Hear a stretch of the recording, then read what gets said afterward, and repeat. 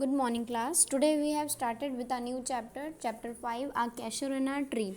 It is written by Toru Dutt and it is published in 1881.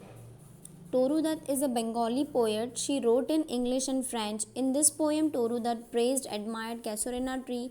In this poem, poet जब अपनी window खोलती है तब कैशोरना tree को देखती है और जब वो कैशोरना ट्री को देखती है तो उसकी यादें ताज़ा हो जाती है क्योंकि पोएट ने ट्री के नीचे अपना पूरा बचपन बिताया हुआ है अपने सिबलिंग्स यानी कि कज़न भाई बहन के साथ में। पोएट और उसके बाकी भाई बहन की अब डेथ हो गई है। पोएट के जो दूसरे भाई बहन थे पहले जिनके साथ में उन्होंने अपना बचपन बिताया था कैशोरना ट्री के नीचे, उनकी डेथ हो गई है। इसलिए वो पोएट अब याद कर रही है कि कैसे उन अपने सिबलिंग्स के साथ में वो अपने बचपन के दिन कैशोरना ट्री के नीचे बिताती थी। ठीक है। अब टोरू दत्त जैसे कि एक बंगाली राइटर है, ठीक है, यहाँ पर पोएम में लिखा हुआ है कि like a huge python winding round and round the rugged trunk indented deep with scars, यानी कि जो कैशोरना ट्री की बेल है वो अजगर, पाइथन यानी कि अजगर एक सांप होता है एक तरीके का, उसकी तरह लिपटी हुई है पूरे पेड़ से। रग्ड यानी कि वो थोड़ा सा खुरदुरा सा है। Indented with deep scars, scar मतलब कि उसके अंदर अब निशान पड़ गए, जैसे कि जो पेड़ की जड़ें हैं उसने कसकर जिस तरीके से पकड़ रखा है बेलों ने, इसकी वजह से जो पेड़ के अंदर निशान हो गए हैं। Up to its very summit near the star, और उसकी जो पेड़ की ऊंचाई है इतनी ज़्यादा है कि पोएट कहते हैं कि जैसे नियर द स्टार यानी कि स्टार्स के पास उसकी ऊंचाई जाती है, वो बहुत ही ऊंचा पेड़ है।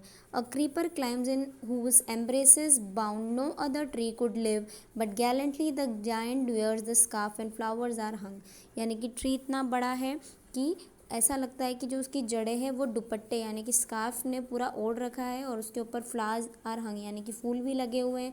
क्रीपर्स का मतलब है कि जड़ों ने उसको बहुत कसकर पकड़ा हुआ है।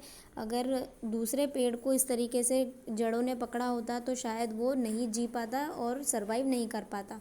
इन crimson cluster all the bough among whereon all the day gathered bird and bee यानी कि मधुमक्खियाँ और बर्ड्स यानी कि सारी चिड़िया, मधुमक्खी और जितने भी इंसेक्ट्स है ट्री के आसपास क्लस्टर मतलब कि ग्रुप में इकट्ठा होकर घूमती रहती है।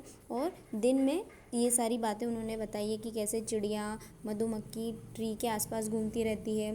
ठीक है। Whereon all day are gather birds and bee and oft at night the garden overflows with one sweet song that seems to have no close sung darkling from our tree while man repose.